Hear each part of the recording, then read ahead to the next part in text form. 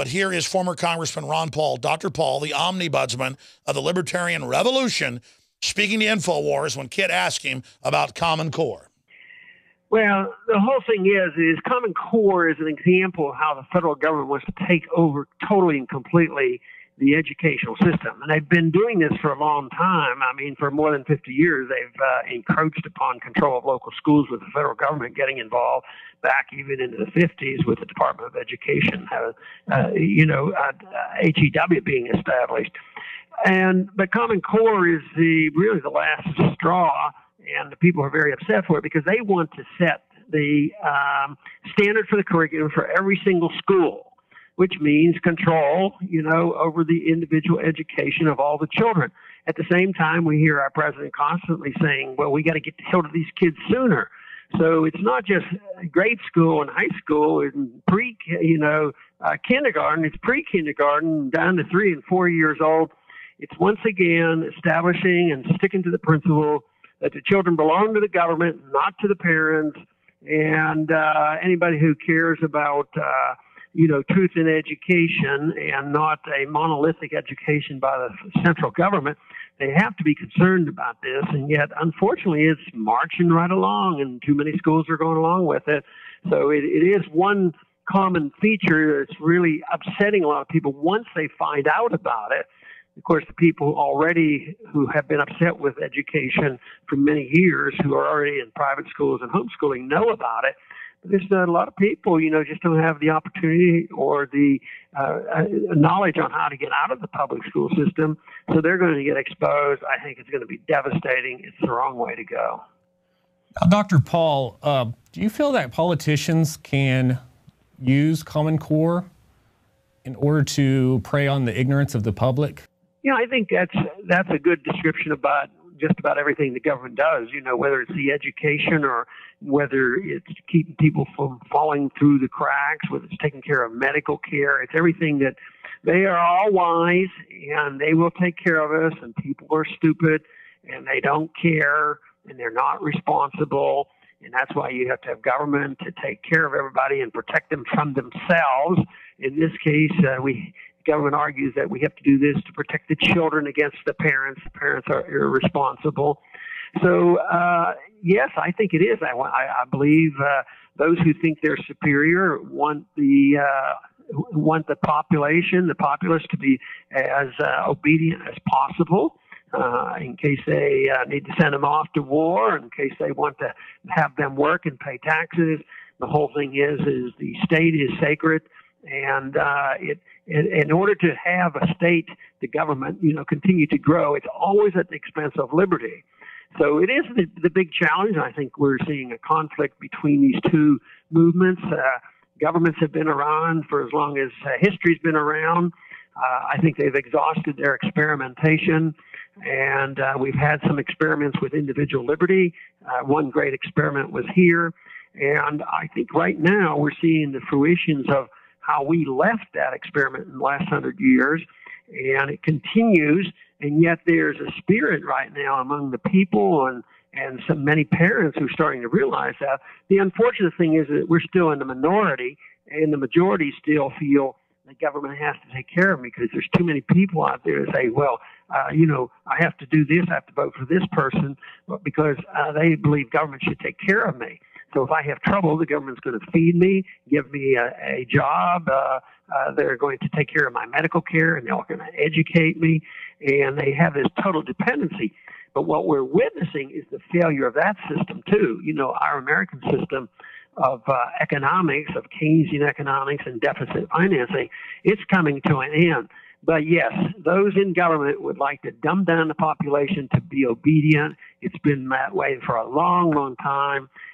Over the many centuries, it's usually by threats and intimidation. Now we do the threats and intimidation, but we also try to bribe people to go along. And as long as they do what we tell them, as long as the people do what they're told to do, then they believe they can get better treatment from the government.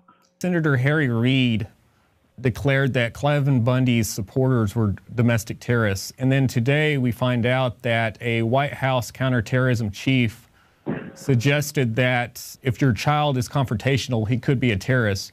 Do you feel that this could tie into, as government gets more and more involved with public education, we see more and more radical talking points from politicians? Yes, and they have certainly in the last 13 years since 9/11 taken advantage of this whole thing of terrorism. All they have to do is announce terrorism, and people are supposed to roll over and sacrifice all their liberties. And just think how much liberties we have given up in the last 13 years because we're always fighting terrorism. Even the recent history over in Ukraine, the Western Ukrainians were going in with their military to suppress the terrorists. They'll use that term anytime they can. They went in and they were surprised that there weren't any terrorists there, and they actually backed down and didn't even want to fight their fellow Ukrainians. So the whole thing sort of fizzled. But no, this is way overworked.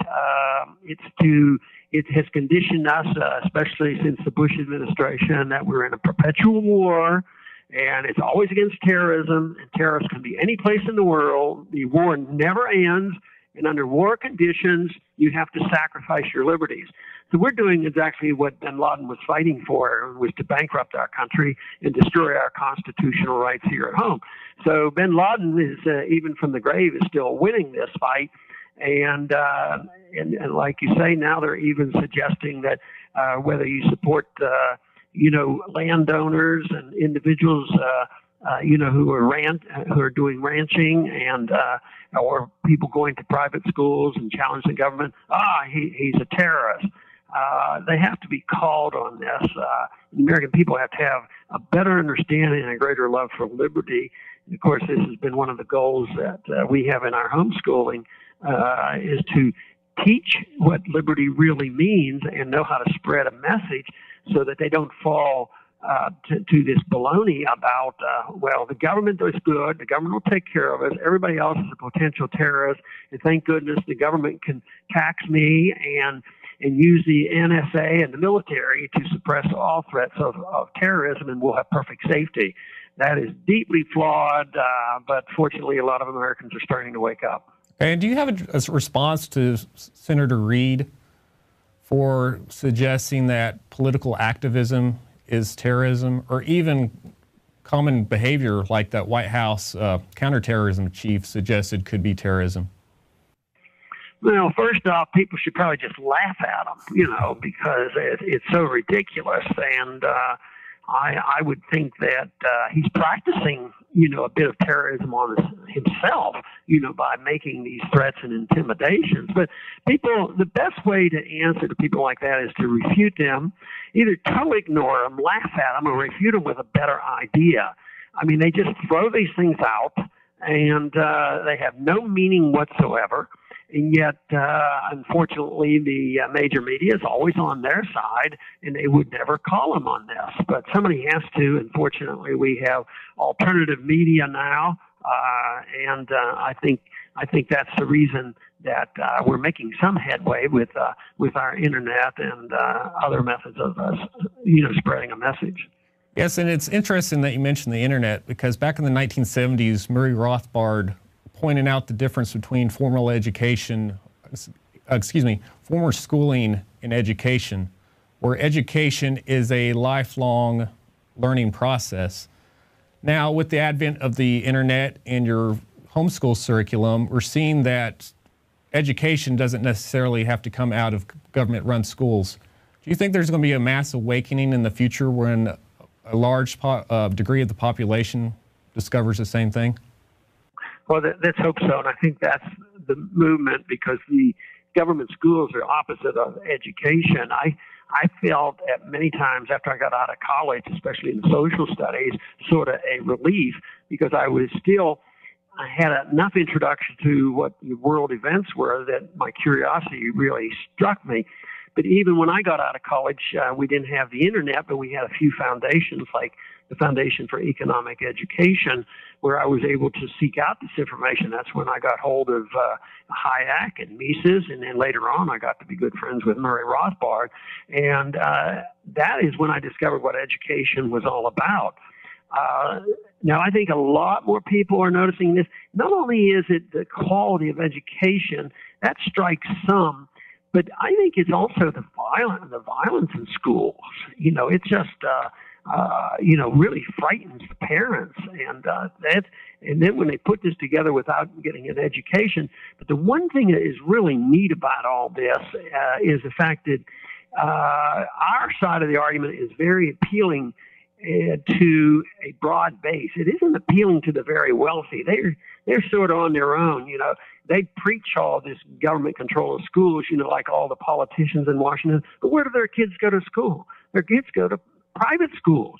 But the middle class and many in a poorer class are recognizing that if they have any understanding for their kids to get ahead, they have to get a better education, and the schools are not providing for this. And right now you see the great transitions. Colleges are going bankrupt. People aren't applying as much.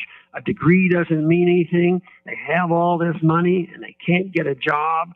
I mean, it is a disaster, and it is because government economic planning fails, and government planning on education fails, and this is why Common Core is going to be a total failure. It's going to make things so much worse.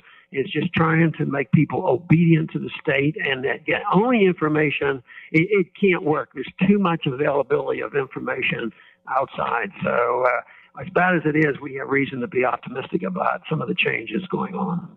And I've noticed that it seems like in the past century, Keynesian economics and the Federal Reserve has avoided blame for the damage that it has done to the economy. But it seems like now we're seeing an explosion of interest in Austrian economics. And I think a lot of it has to tie in the fact that students are going around former schooling and are self-educating, and they're learning about Austrian economics in that way.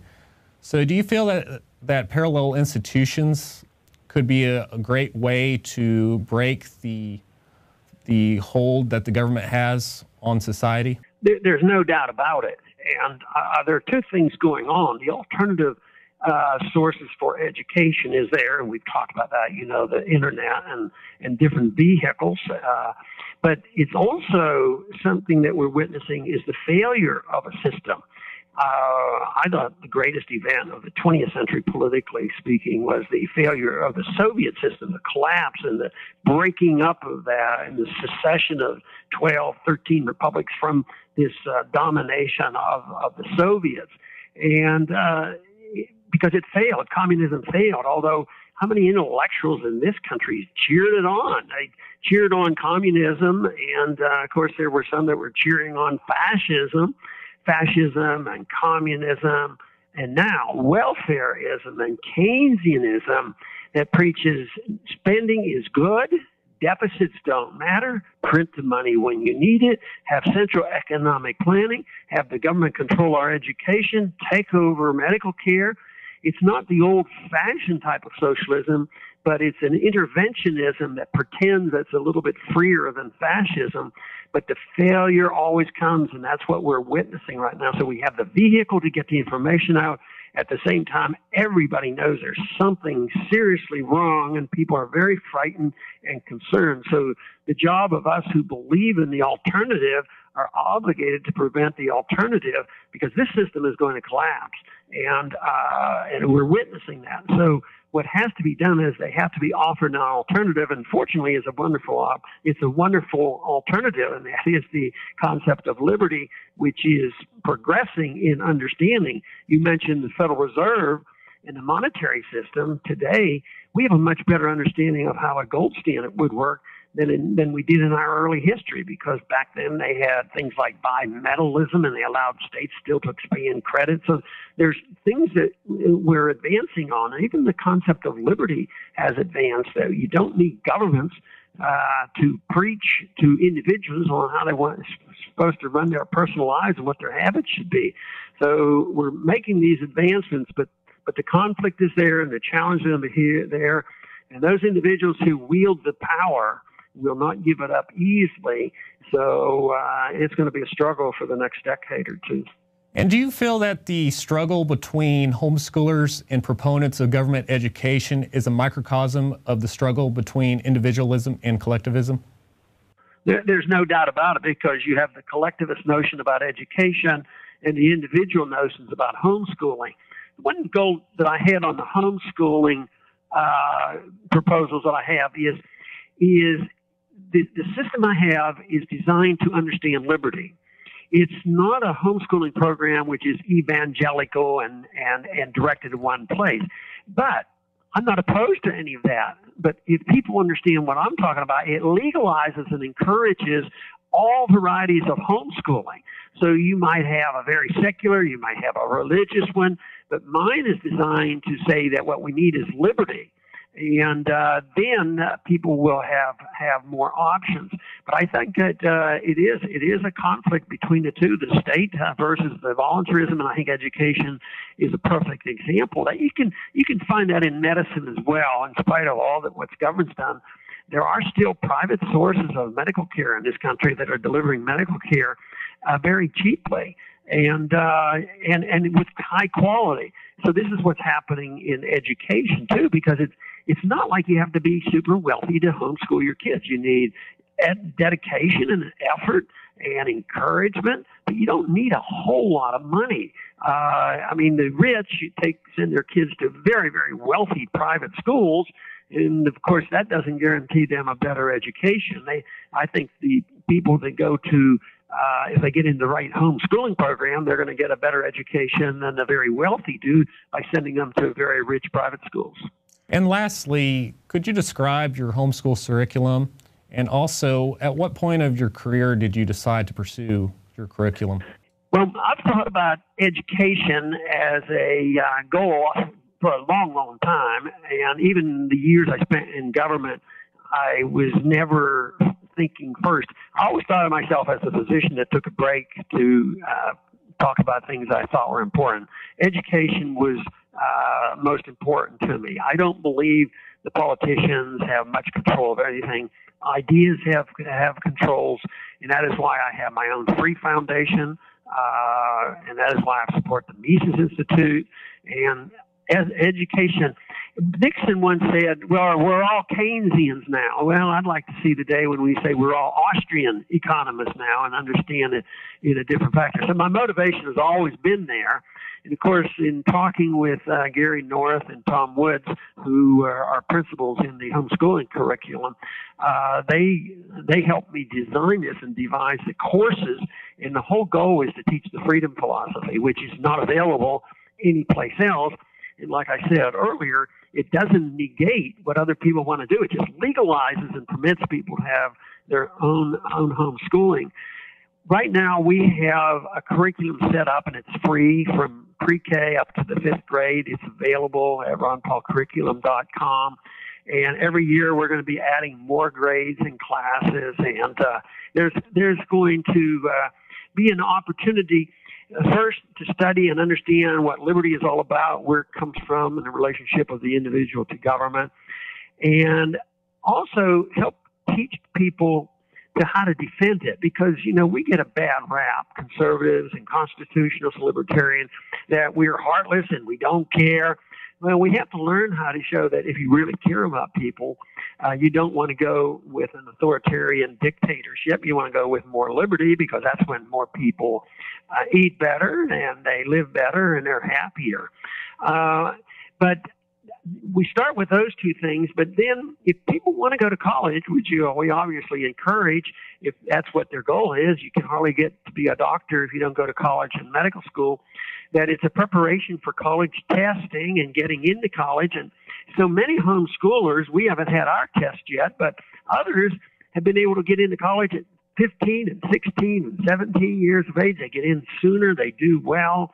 And also, if people say, well, you know, I want to go in a different direction, I want to go into business. And so there's going to be a lot of courses available to teach people how to do home businesses. And we have found that not only have we had young people interested in that, we have their parents saying, hey, some of this stuff sounds pretty good, so we better look at it. But it's not for everybody. We're hoping to direct it to those elites who are desirous of knowing this message, because it requires self-discipline, and they have to be motivated. They won't have to buy any textbooks they don't want to buy, because everything is going to be available The lectures will be available on the internet.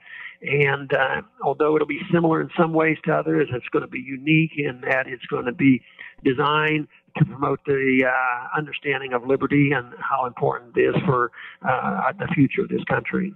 It is a revolution because homeschooling is either evangelical Christian, or it's secular. This is about, hey, liberty, freedom, libertarian ideas, and then you can do whatever you want. And it really is. The curriculum's amazing. I've been into it even before it came out because I got advanced copies of it. It's very sophisticated, but also very simple at the same time. And that's what's hard, is to build something simple and elegant that really works well. This is tailor-made to deprogram your children. I've had so many cousins that were properly homeschooled, and they ended up getting better scholarships than everybody else that went to the finest schools. Homeschooling's not for everybody, but this is great. This is certainly a supplement for anyone on top of the regular educational system. School of1776.com. That takes you to the direct subpage of Ron Paul's curriculum website, where you can get the discount and get the first 5 grades free. School of 1776.com, or follow the link posted at the bottom of the front page of Infowars.com. Wow. That was a jam-packed transmission.